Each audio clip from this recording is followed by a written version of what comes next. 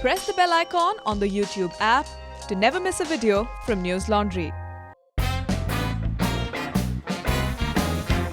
Hello and welcome to News Laundry Interviews. Today we have with us Max Abrahms. Max is an associate fellow at the Northeastern University in the United States. He's also a non-resident scholar at the Quincy Institute. Max is an expert on international affairs, foreign policy, and he specializes in counterterrorism. He's the author of a book called Rules for Rebels. Welcome to News Laundry Interviews, Max. Delighted to be with you. So, Max, I want to discuss the US presidential election with you along two axes. The first is international affairs, foreign policy, and the second is the influence of the news media in shaping foreign policy, if you will. But before I come to those axes, could you tell us what is at stake in this election? Now, I ask this question because if I read the Democrats, I'm told that the very foundation of the US democracy is what at stake.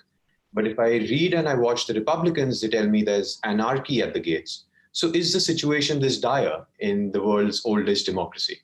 I do agree. You have both parties saying that we're at a real political watershed and that the stakes couldn't be greater.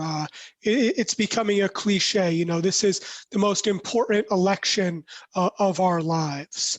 And basically, Democrats think that Donald Trump is a real hazard to the United States, that he is fundamentally overturning our democratic values, that he's authoritarian.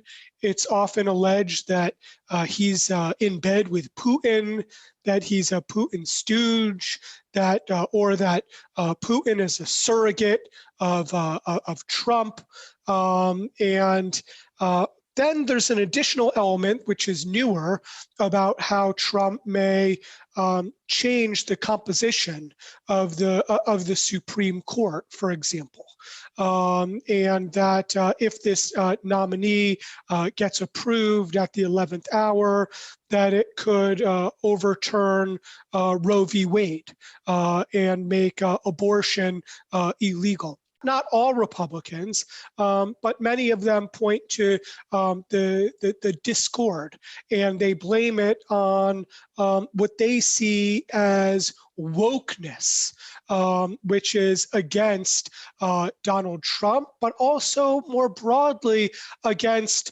law and order, against the rule of law. And according to them, there's a silent majority, which is being ignored.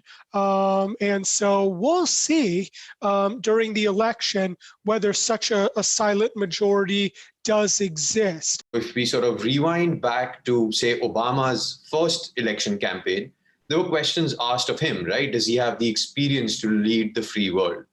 This time around, I don't really see America's place in the world, quote unquote, being discussed very much. So what would you put that down to? Why is foreign policy not on the debate stage? Trump is seen by so many of the big, opinion makers in the United States as a threat, that these opinion makers are just willing to set aside any differences they might have in order to unify their support behind Biden.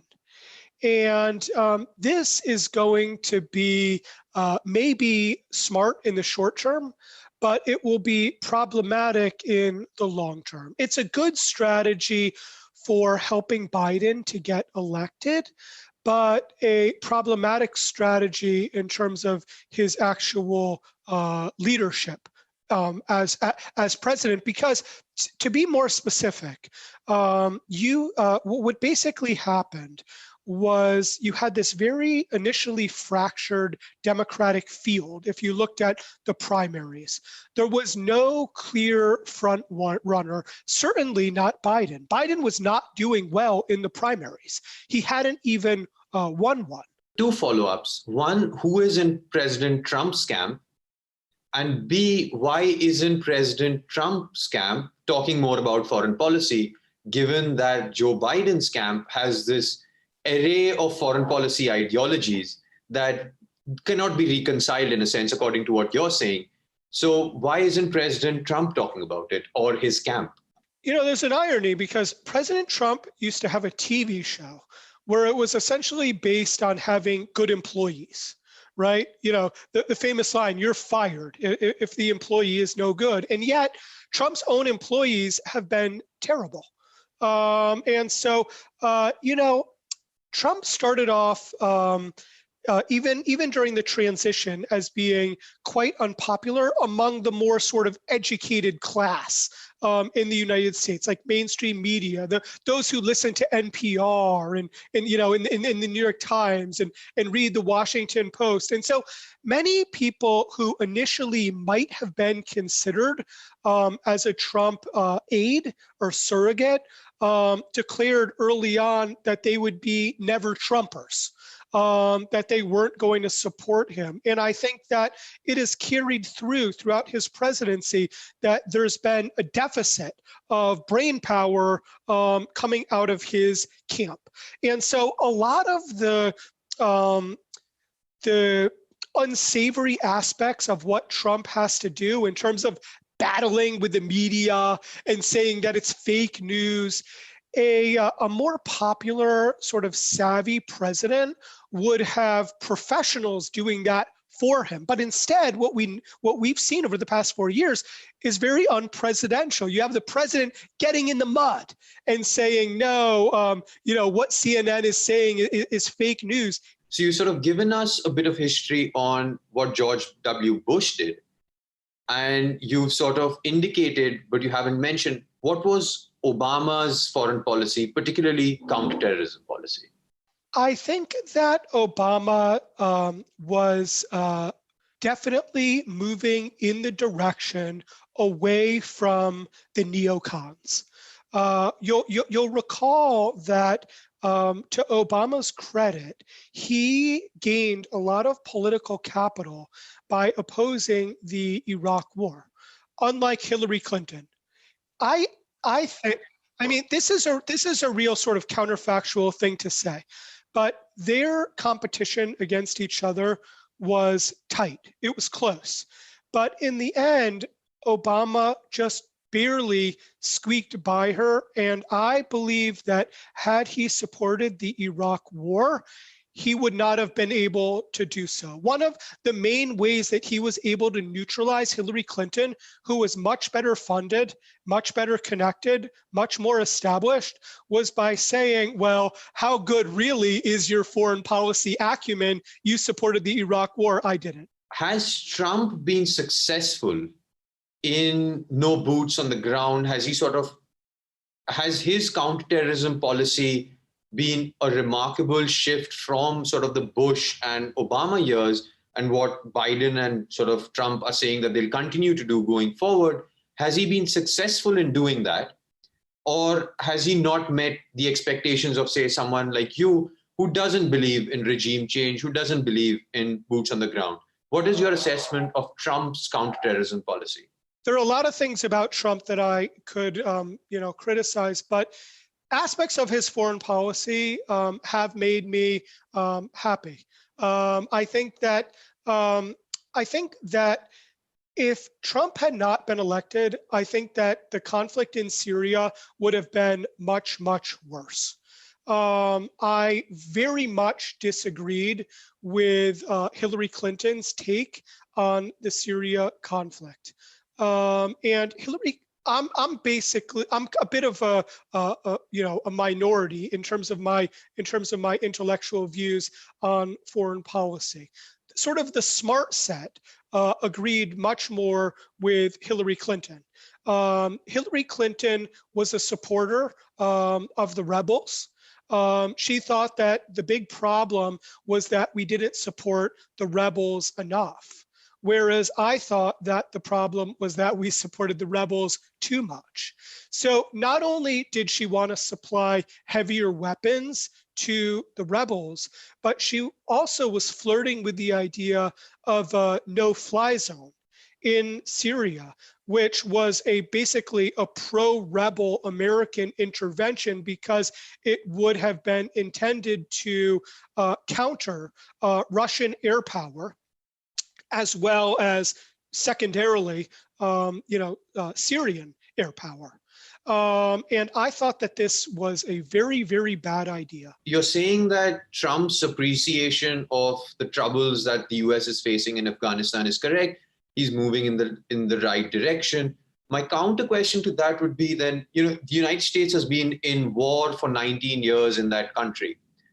If the United States sort of steps back, wouldn't all that has been gained in the 19 years, however little that has been gained in the 19 years, you would lose that as well, and you would go back to a pre-2001 world in a way.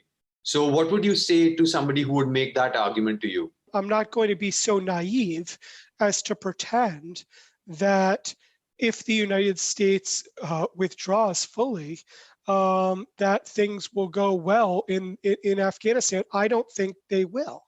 I think that there could be more violence in that country. I think the Taliban could get stronger. I think that any sort of advances, liberal advances, for example, could go backward. I think education could go backward. I think treatment of women could go backward. And I do worry that it would be used again as some sort of a terrorist safe haven. What is the reason behind this waning influence, particularly of television media, in the American landscape? And I want you to answer, keeping in mind the context of the Russia collusion allegations, which I believe you seem to suggest are unfounded. So if you could sort of just explain that to us a bit. Yeah, I mean, I think that TV media is still extraordinarily important. I think that one of the main reasons why Trump has had such a struggle is because the TV media has been against him. So CNN, MSNBC, these are not, they're not primarily interested in informing viewers about facts. They are primarily interested in making sure that Trump doesn't have a second term.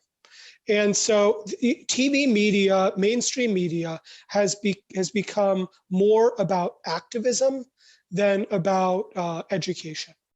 I mean, now that's not to say that everything that it reports is wrong, but their primary goal is a political one rather than a intellectual one. मुफ्त खोरों, मुफ्त में इतना ही मिलेगा. To watch the full unedited interview, you have to subscribe to News Laundry and pay to keep news free. Because when the public pays, the public is served. We depend on you and not on advertisers. So go to www.newslaundry.com/subscription and subscribe and get all our unedited interviews, our special video shows, comics, and everything that's behind the paywall. Remember, to subscribe to News Laundry, you pay just about 10 rupees a day. That's less than, well, no, a cigarette, and smoking is injurious to health. So subscribe and watch the full interview.